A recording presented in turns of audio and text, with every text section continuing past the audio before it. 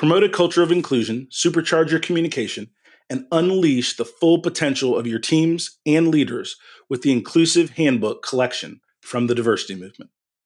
As part of the collection, I wrote the Inclusive Leadership Handbook with Kurt Merriweather to empower leaders with tools needed to cultivate a culture that fosters creativity, innovation, and employee engagement. Through strategies, exercises, and self-reflection, leaders at all levels can enhance their effectiveness. Learn more at thediversitymovement.com/store. Use code HOL at checkout for 25% of your first order. DEI budgets are under attack, but the goals haven't changed. Whether you're looking to increase your DEI knowledge, expand your market reach, or gain a competitive advantage in business, we have the solution.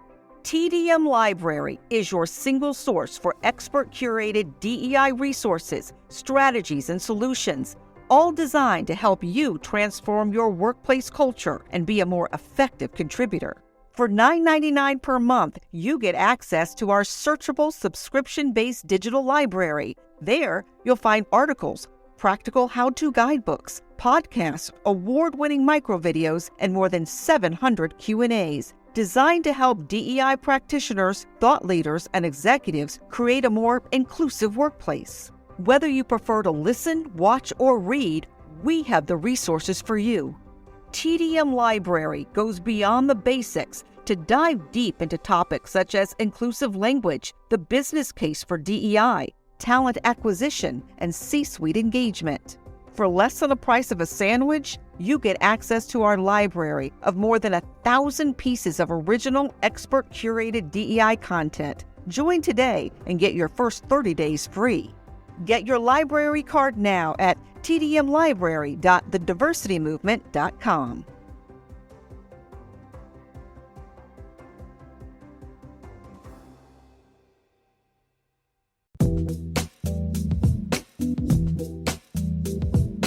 Welcome to the Hustle Unlimited podcast, where our mission is to inspire greatness in people who are chasing their dreams. We'll give you access to entrepreneurs and business leaders who will give you the fuel to chase the dreams that you have. All of our guests want to give back to the next generation of leaders by sharing the details of their journey and the lessons they've learned along the way. Please welcome the host of Hustle Unlimited, Donald Thompson, and this week's guests, Reese and K-Mac. My name is Donald Thompson, and I am blessed and thankful to be here with two of my good friends, Earl Reese and Kevin K-Mac McClendon. And they are the owners, the producers, and founders of one of the top radio shows in the country, The Sports Shop. And I've gotten to know them in a lot of different venues. But today on Hustle Unlimited, what we're here to do is we're here to inspire greatness in people that are chasing their dreams. And I wanted these two guys to spend time with you guys, share what they're up to. And why don't we just start with some quick introductions. Just tell a little bit about where you're from, where you went to school, different things like that, and then we'll jump into some fun stuff. Okay, well, this is different. You're asking the question, and we're answering the question. We're on this side. I know. Right. First of all, thanks for having me. This is really exciting to be a part of this. I'm Earl Reese, as you mentioned.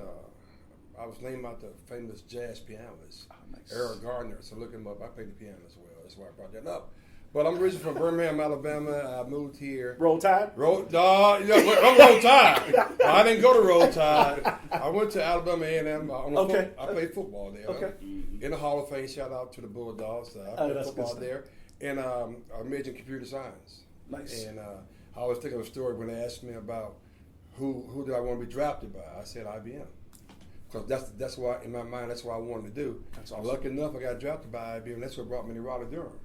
That's fantastic. So I came in to work for IBM, and then I subsequently went to grad school at Carolina, B school, got my MBA at Carolina. Then the rest is history. That's fantastic. Yeah. That's right. Kevin? Yep. I'm Kevin McClendon. I'm from South Mississippi, Laurel, Mississippi to be exact. Gotcha. Born and raised. And you know, it's funny just sitting here. When I think about where I am now, where and kind of my aspirations when I was younger. It's not even close. Everyone in my family is either an entrepreneur, they own their own businesses. My mother was a nurse, but of course we own our own businesses and other things. So for me, corporate America seemed like, the fix. It seemed like wanting to be different, right? All my family all attended HBCUs. I didn't. I went to the University of West Alabama, which at the time was Livingston University. Gotcha. And I wanted to be a finance guy. Run the money. I thought the money was where it was, but money wasn't cool. Money Gotcha. wasn't sexy. So eventually I ended up being an IT guy, and that's when I had a love and a passion for what took me to where I really was about 7 years ago. It was when we kind of embarked on this endeavor. Oh, that's fantastic. So let me ask you this, and then we'll talk about the sports shop a little bit and then some different goals. When you're looking at leadership, you guys through your show have the opportunity to talk to entertainers, sports personalities, comedians, people in government. What are some of the characteristics in leaders that you see that you'd like to share with our audience and give them that hope that they could do it too? Oh, well, that's Yeah, well, a good question. that's a great question. And really one of the characteristics in leadership and in leaders, I probably mentioned before, I was in the United States Army. I was in the military, and as a senior non-commissioned officer, one of the things that, I took great pride in and really felt, I was connected to was leadership. And the question you asked about was, what are some of the things you see? What are some of the things you look for? You look for character, you look for other things, some of those traits. But you know what you really look for? People that can see people. You have to be able to see people, Gotcha. right, in order to lead effectively. That's right. And that's really where it starts when you're looking for young leaders. When you're looking for emerging leaders, you want to look for people that can see other people. One of the things I've found as a business owner and serial entrepreneur is a lot of people focus on self, but you can't do anything without building a great team. That's right. And so one of the fallbacks of growing a leader that I've seen, and then I definitely want to hear, Earl, your perspective, is that bringing out the best in others, right, is something that we all have the capability to do, but we have to be intentional about it, right? We have to do that on purpose. Absolutely. Otherwise, we all can get a little bit more focused on self than we need to, but you need a team of great people if you're going to do something big. Right. Right. A team is the operative word there. I think, particularly, and I use a lot of sports analogy. If you're a coach, certain guys do certain things well. That's right. And if you can identify those things early on, you can have a good mesh of a team. And not necessarily the loudest person is the best person to play point guard. This may be a quiet guy, but he does his job very, very well. Got it. And if you can mold those characteristics together, that's a form of a leader, and I call it a catalyst for something that's really great. No, that's really, really special. One of the things that I've admired about you guys is you're in the entertainment space, but you also have a very big heart for giving back to your community. How do you mesh the two, and why was that something important for you guys to do as your platform has continued to grow? I would tell you at the end of the day, that's what we should all be about. Too much is given, much is required. And personally, all my life I've been that way. I grew up that way. My parents, they always did things that way. Even though when I didn't want to go out there and hang out with them, I didn't understand what it meant. But as I became older and really understood that it's important that if you're blessed with things, maybe you can bless others. Because when you bless others, you're blessed as well. So that's the way that anything I'm involved in, whether it's a show or whatever, I think it's very, very important. So if you live your life that way, it comes back twofold. Yeah, that makes sense. Yeah, I mean, growing up, my family, my grandmother, my mother, my aunt, we all, it's a small town, but it really was about community, right? So, in the South, the African American community is just that, right? It's a community where everybody kind of relies on everybody. The teacher lives in your community, right? The police officer, the sheriff, he lives in your community. But every person has a role to play in that community.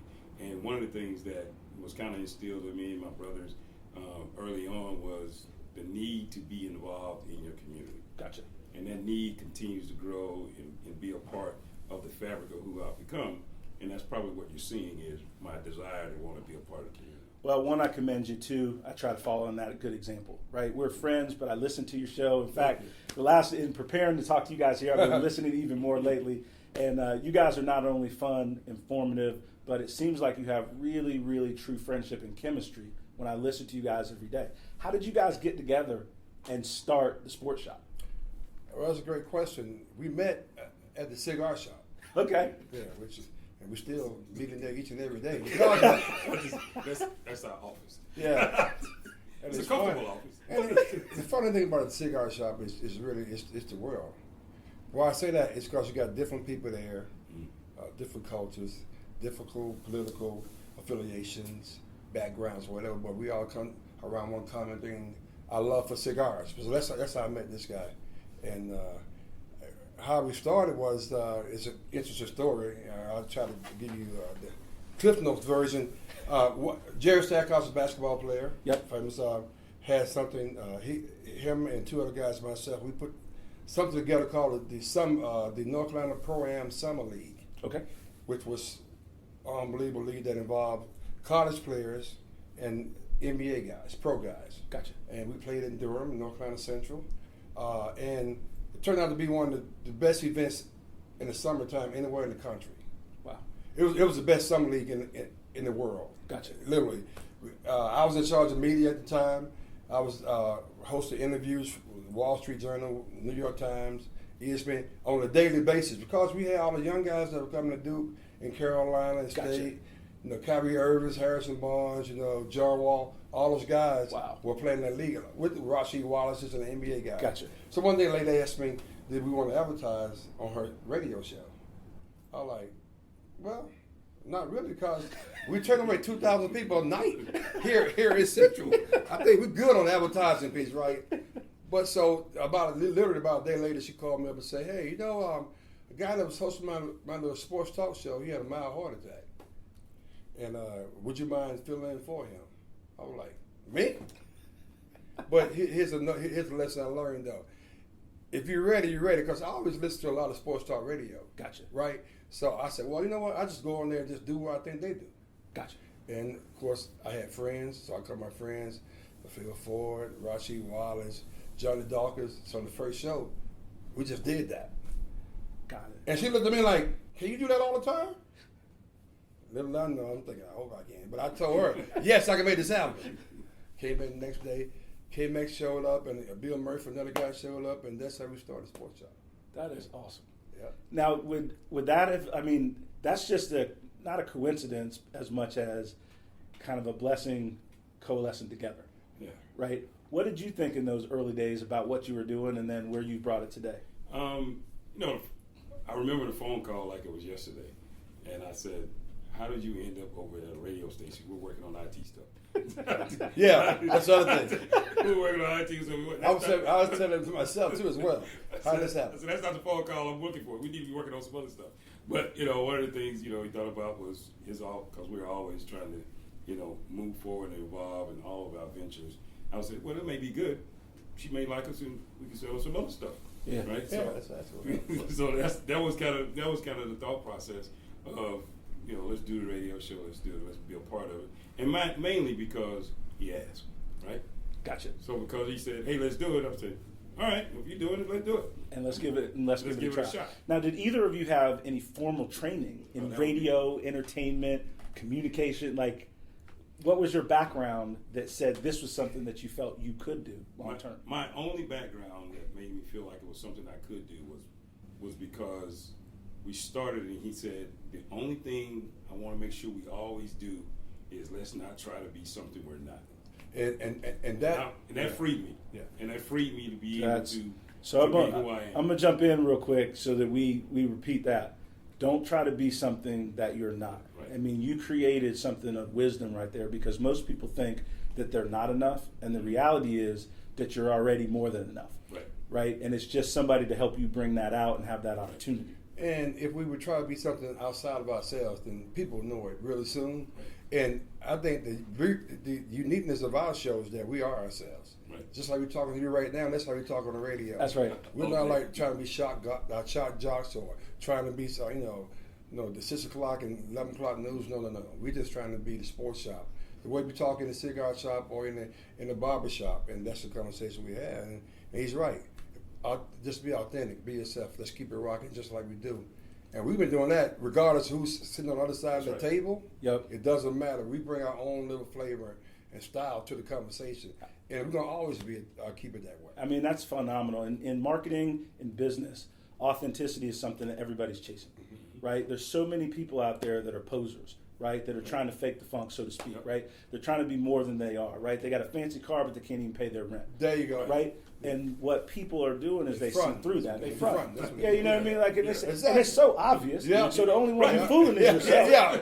But Right? you, The reality so is they like, keep fooling themselves, Yeah. don't believe in themselves too. that's right. Don't play yourself. You're like, you know what we know? We all know that's not true. Exactly. You know what I mean? We from the same neighborhood. Right, I Man. know. Don't We be both playing can't with pay our nobody. bills. I was at the electric company with you, paying I the saw late you. bill. I seen you. Look, I'm in the same line. But the other piece is that, you know, if you wanted a regular show, there are plenty of loads to choose from. That's right. If we wanted to be different, we had to be different, which means being ourselves. And one of the things that even we had opportunity to go to a larger station because the initial opportunity, they went from sports to Hispanic. So we had to go find another place. Gotcha. And it's a lesson to learn there because in order to get to the next opportunity, we had to lean on some people that we had networked with before in other areas. Gotcha.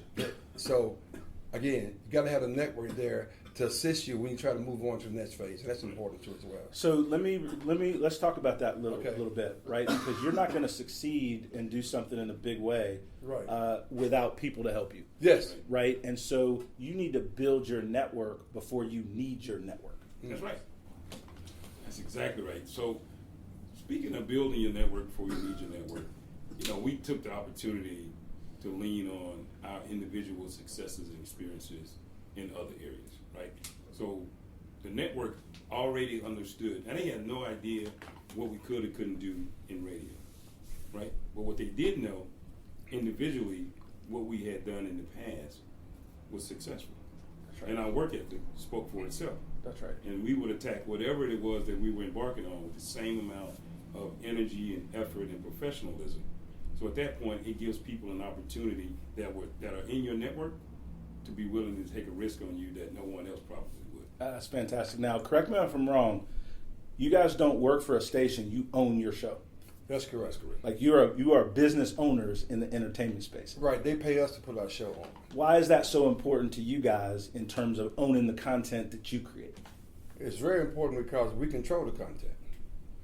You know, and again, we have meetings with the guys that own the station, but in terms of the format and who we bring on and what we say, that's underneath our umbrella. We control that. So we love that opportunity. One of the things with people looking to be an entrepreneur, starting business, different things, is you have to take and believe enough in your ideas that ownership is a part of your path. That's right. Right? Because having a job is fine. There's a lot of great career paths. There's nothing wrong with that. How somebody feeds their family, I'm not the one to judge.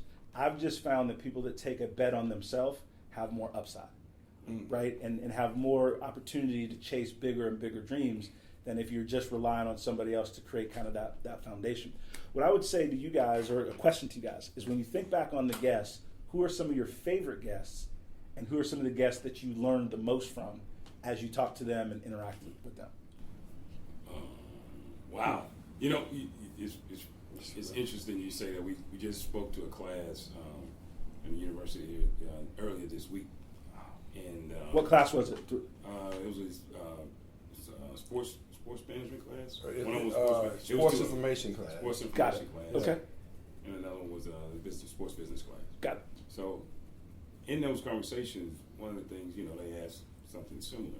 And who's your favorite guest? What's the favorite times? And for me, one of my favorite guests was Marion Jones. Okay. And Marion Jones, it was something because it kind of encompassed all of the things that I consider who we are about, right? Which is, number one, our authenticity got us the interview. Reese is working, he's calling, he's talked to, I think it was an attorney you talked to. She did 2 interviews during the Olympics that year. Gotcha. We were one of them. That's awesome. And one of the reasons because I think she realized we were authentic in who we are and what we're about. The second part of that would be when she came on, she felt comfortable enough to talk about her experience. Got it. And how she got in troubles. And if she had to do something different, how she would do it and how that would have changed the course of her life. Wow. And how she constantly imparts that upon young people now when she talks to people. And That's that was something I powerful. don't think anybody ever knew before. One of the things I'll add to that, and that I think is important, is we all fall down. We all have areas in our life that are imperfect. Absolutely. But that does not stop you from chasing your next dream. Right. Very good. That's correct. For me, I had a couple, and I mentioned this in the same class that we was just talking about. The first one was, unfortunately, when the great head basketball coach for Carolina, Dean Smith, passed. Gotcha. And on that show, we had one of his former players that played for him in era that he coached in, from the 60s, 70s, 80s, 90s, and 2000. Wow.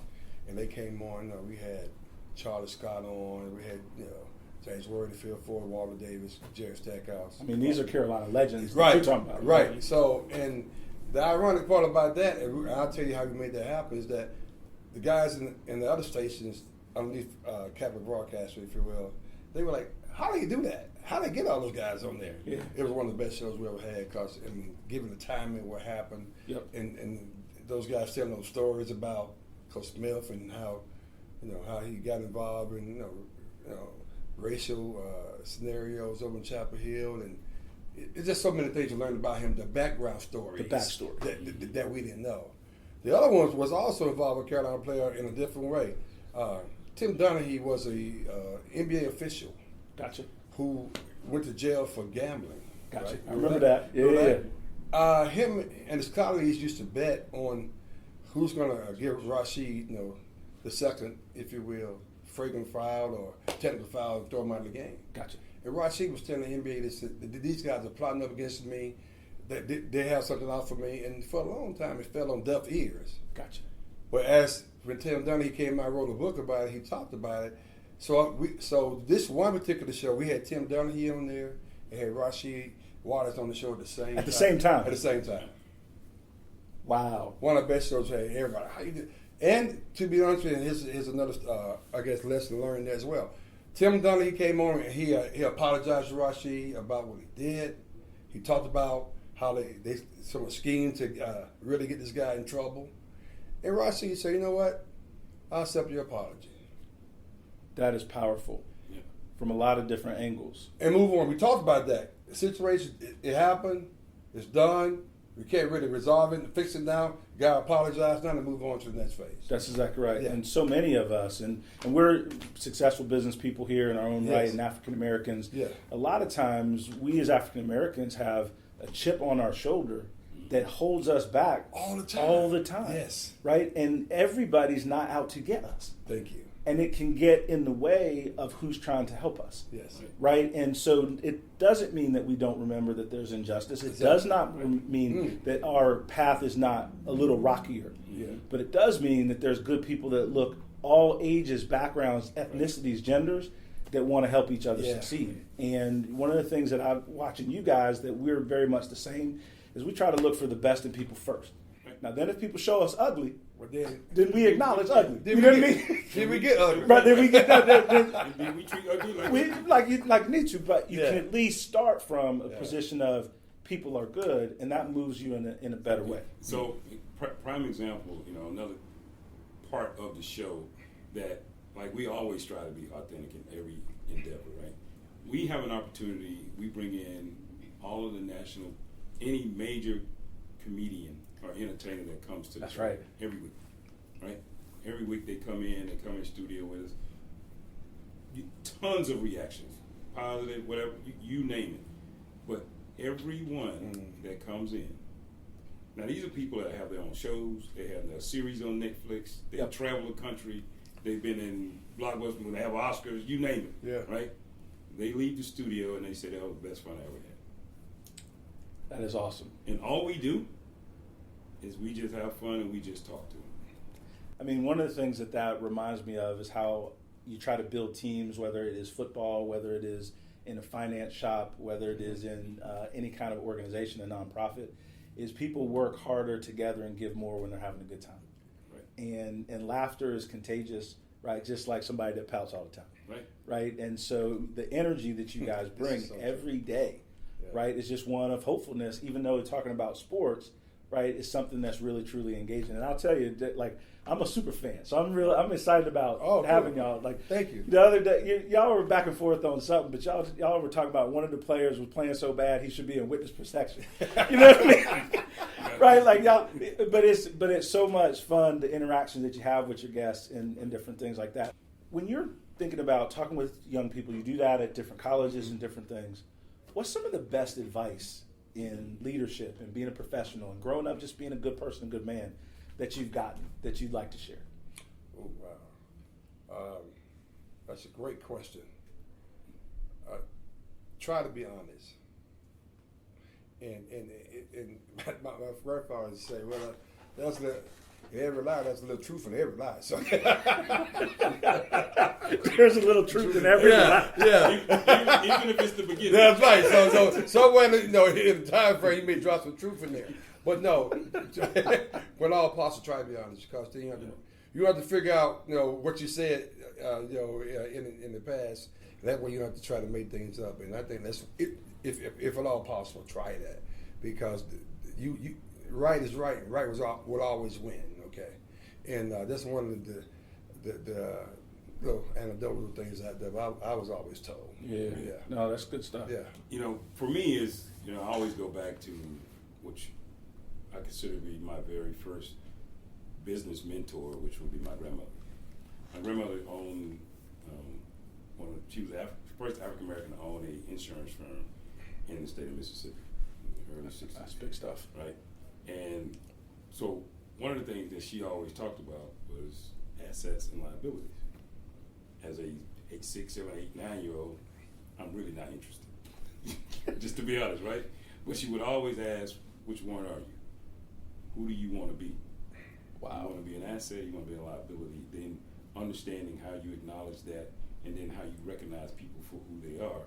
Doesn't mean you can't help someone that is possibly a liability at this point, but you should recognize where they are, where you are, and then figure out how you move forward. I think that was probably one of the most recognizable things in all of my teachings over the years that kind of stood out and resonated throughout my career. That's powerful. I mean, the whole time we've been talking, it's been amazing, but that stand alone is a great way to think about the decisions you make of who you spend time with.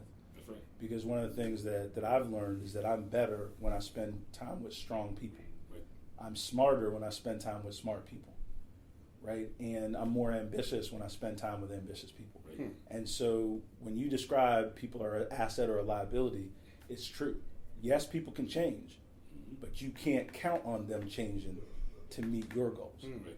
Right, so that is wise advice. I'm gonna jot that down, and if I say it when I talk, it might be mine, but I give credit to your grandmother. That's all That's good. That's powerful right there. That's good stuff. Mary McGill. Mary McGill. Hey, listen, man, that's some good stuff. But now we talked about Sports Shop. We talked about how you guys met. What's next for you guys? Because you guys are dreamers. You guys are always pressing for what's next. What keeps you guys motivated, and what's next for Reese and K-Mac? Oh, it's a great question. We think about that each and every day, actually. If we're not, then we're not doing what we're supposed to be doing. I think the experience that you have when you listen to our show, I think the whole world should have that experience. Amen. I think they even should be able to see that experience. That's right. And what I mean by that is that we're doing very, very well in the market that we're in. We're trying to expand that market so that everybody can laugh and understand Reese and K-Mac and learn stuff as we're going forward. So having said that, I think expansion is definitely on the horizon, vis-a-vis other markets, vis-a-vis satellite. Okay. Radio and stuff and TV. Okay. TV. So those are, as I see it, the next phase of what we're doing. That's fantastic. Yeah, of course that, but I also really see us being able to share who we are, right, with more people outside of radio. Gotcha. Being able to share these experiences we have, the successes we've had, the failures we've had with other people, with the show as a platform, as an example of perseverance, determination, and relying on things that you've already put together, right? That's right. So we've all done something. You've already been successful in something, even if it was high school, even if it, wherever. You've always been successful in something. Build on that success and move forward, right? We got to where we are because we built on successes that we had well before we even thought about doing a radio show. That's good stuff, man. I'm just pausing because I'm really sincerely taking it in, and it's advice that people can start to change tomorrow, right? I read a lot of books, I listen to a lot of business seminars and different things, but one of the things that I really enjoy is when somebody teaches me something I can apply tomorrow. Teaches me something that I can apply with the skills that I already have, and everybody can persevere everybody can get up and have that hustle that we're talking about. And one of the reasons we're calling this show Hustle Unlimited is that's the one thing all of us can control. Nobody can take our hustle from us. You can get up every day and chase your dream. Nobody can do anything about that. One of the things that I would ask of you guys is if you had a magic wand, right, and for our country, what would you do? If you had a magic wand for our country, what would you do? And this may or may not make the tape, depending on what's in. Well, I can give you two. One that can make it and one that won't make it. How about that? I will say if I had a magic wand, I mean, I really, and this is from us doing this show, right? Me getting up every day, being there, and people asking a question, how do you do it? How do you have that energy every day? Got it. Right? Whether we do or don't, they feel like we have that energy every day. And why do people like you guys? And I think we're not doing anything special. We're not doing anything, Nobel Peace Prize worthy. I just really feel like you don't have to agree. You don't have to sing Kumbaya. All I ask that you do is recognize you for being Don. Got it. Recognize Earl for being Earl, and etc. If people just did that, I think we'd be okay. Amen. That's good stuff, man. Well, that's a powerful question. If we were to wave a magic wand, what would happen? I mean, I just think that I want the whole world to be happy. I think it is, given the timing of this taping, is just a very sensitive time in the world. That's right. America, and nobody knows when we're born. We're not sure where who we're born into, what color we're born into, what's the tax bracket that we're born into. We're born into is just, wide-eyed, bushy tail, so to speak. But I think that's when the changes happen in that environment that a kid's born in. So we can fix that and how people raise their kids and that kind of thing. I think the world will be a better place. So that's we start that first. If that happens, everything else we talked about will just kind of rise up. Yeah, we'll rise up. The only part I wanted to add, probably take this one out, but people need to own their truth, right? Whatever it is. If I don't like you because you're black, own that, right? If I don't like you because you're, gay or whatever, own that. Start there, own it first. And I'm pretty clear if you start to own whatever that truth is, if it's out of line with where you really should be, you'll fix it. But you gotta own it first. I mean, that comes back to a whole nother thing on just personal responsibility and accountability. Because a lot of times in our society, the thing about being an entrepreneur, the thing about you guys with your show, the thing about being a true leader, is you have to own the outcome. Right. You can't make excuses. I say you gotta wear it. You gotta wear it. Yep. Because a lot of times, you can talk about it, but when you wear it, own it like that, That's right. people get it. They actually, from a leading perspective, that's why my leaders, they like, hey man, I did this, went down, and hey, that's the way it is. Versus you trying to pass the blame on someone else or that kind of thing. I think when you wear it, I think it just speaks volumes in terms of the kind of person you are. No, that's good or bad. Good or bad. Yeah, right. I think for me, it's really just a combination of what you guys are describing, and it's speak what you want. And a lot of times what we do as young people and as a youngster is you look up at people who are supposed to be role models. You look up at people that are supposed to be leaders. But you got to really watch how people act with what they speak. Mm-hmm. And if how they act and how they speak lines up, then that's somebody you can follow and emulate.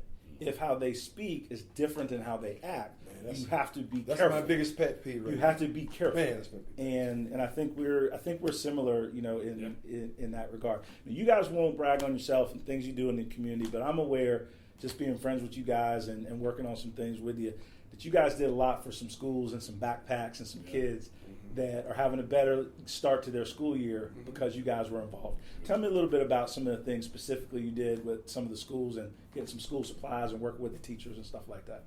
Yeah, we talked about it, and a colleague of ours kind of brought the idea to us, and we everybody is doing something for the students, which is great. But what about the teachers? they need love too, and because as we all know, that's a tough job. That's right. A difficult job. We felt that if we can engage them by showing some love to them with supplies and giving them opportunity to be a part of a big, if you will, presentation. That's how we got started last year, and continue the same Backpack for Teachers program this year as well. Right. That's fantastic. And it's all about, for us, is community engagement, right? So last year we had a focus on the show of we need to be community focused. We need to be more community focused and figure out how we can get out in the community, right? We started doing some pretty neat things in the studio, but now it's time to evolve. So every year we evolve, we add something to the puzzle, so to speak. And when this came about, I'll be the first to admit, I didn't understand the problem. I heard about the problem. I didn't really understand the problem. And by that, what I mean is you go into a classroom, you go into a school, an elementary school, and you have a teacher that has to teach students every day. And some schools, every student has what they need. Some of these schools, no student has what they need. So here I am as an educator, I'm trying to teach from a curriculum that assumes these 20 students have what they need. So now I'm doubly handicapped as an educator because I'm being graded against everybody, but my classroom is not equipped to be successful regardless of what I'm trying to do. So they come up with innovative ways, and that's how you hear stories about teachers spending their own money. Gotcha. No, well, I'm proud of y'all for doing it. Thank you. The only mistake y'all did in that program, do you know what it is? Uh-oh. I like to hear this one. The only mistake in the program. What's that? You did not call me. Oh, okay. So the next time y'all have that program, I heard. You just hold tight. Yeah, I'm available, right? Because I'm super tight. appreciative of what you're doing. But that's the only. We'll make sure we include you. You make sure you include me, You just hold tight. and I want to be helped in a meaningful way. And I'm not saying that just because we're on this. I'm saying it because we all have a little extra. We got to do a little extra. Right. And we're in an environment now. If we don't, who will? Absolutely. Do you know what I mean? And we got to think about some of those things. And then what happens, though, it's really cool. Sometimes you give, and you should bury it under a bushel. It should be private, right? That's when you're seeking a blessing. Other times you should give to be an inspiration. And what you guys did in promoting it was an inspiration to me. And I thought about some things I needed to do a little bit more because of your inspiration and what you guys were doing. And those are two different types of giving, but that's one thing that was on my heart that I really saw what you guys were doing, and just proud to know you guys and what you're up to. So now let's flip it a little bit. We talked about the show, we talked about your background and some lessons learned. What are some of the things that didn't go right that you had to overcome? What is something, if you had to have a life do-over, right, you do different, or simply a failure that you learn from? You might not do it over because you learned so much. Either one of those. Well, you have some tough questions. You don't know what to say. Well, because I really want to know. Doug, you know what I mean? I'm learning too. I get free counseling. In the spirit of owning our truth, I mean, I don't fail that much. I'm just joking. I was like, I fail every day. I fail every day, so I'm just telling you. I got to get you an acting agent. I was like, okay. Okay. I'm just joking. I failed at some of these ones twice a week. So. Just, you know what? That's funny. One of the things I would say, well, I don't know. Maybe you could classify it as a failure, or maybe a do-over. But embarking on it in the quest of owning us, because that's what this is about, right? Yep. So we own who we are and the brand and what we created, right? Yep. In the quest of owning that, maybe not really absorbing it, maybe just not knowing at the time, like all of the obstacles we would be up against. Gotcha. Right? That's fine. We figure them out as we go along, but not knowing that, if we had to do it, we'd probably evaluate that and make sure to identify those early on in the process. Gotcha. And that way we can kind of mitigate the risk a little bit, and we can move around left or right, up or down, what have you. I mean, that's what starting any business. A lot of times having that blueprint, you're not going to have all the answers, Nope. but you'll have more of them because you do a little homework before you embark. Right. And I think that's a great lesson. There's always going to be trials, there's always going to be little bumps in the road, but some of them can be eliminated, right? With some research, with a little collaboration. And just figuring out what is really would be an obstacle for you. Got it. Right? And figuring out what those are, and then saying, all right, let's keep in mind that this is a possible obstacle To get through. It's a couple of things, but one particular jumps out at me is that, and you've heard the term, all money is not good money. Amen to that. And, I personally got involved in some decisions we made about doing deals with sponsors, and then they try to own the content of our show. Got it. And in The retrospect, wrong kind of hustle. right. And or recommending guests that wasn't a good fit for our show. Gotcha. Okay, so in retrospect, don't run out to the green if it's going to impact and your whole, if you will, your infrastructure or what you're doing. It's going to impact your ability to be successful. All money ain't good money. You hear that a lot in the street in different kind of ways. Yeah. As it applies to us, though, in terms of sponsors trying to control what we do, trying to suggest what guests we bring on, and trying to plant guests on our show, or insert guests on our show that wasn't a good fit, and it wasn't a good listen either when Gotcha. it happened. It wasn't a good fit. So that's one big time thing that we should have done. No, that makes sense, and it's judgment of the people that you're working with. Yes. And as an investor and a business advisor, one of the things I've learned that's real similar to that That's exactly right. is I've made money where there's been good partnerships, Right. where the people got along and they pushed on each other's ideas, but not their personalities, like they meshed together well. I've lost money where I've invested in founders or partnerships where that leadership team were not good together. There wasn't good synergy. Even though it looked like they were friends on the surface, there was egos and different things that were more important than the success of the enterprise.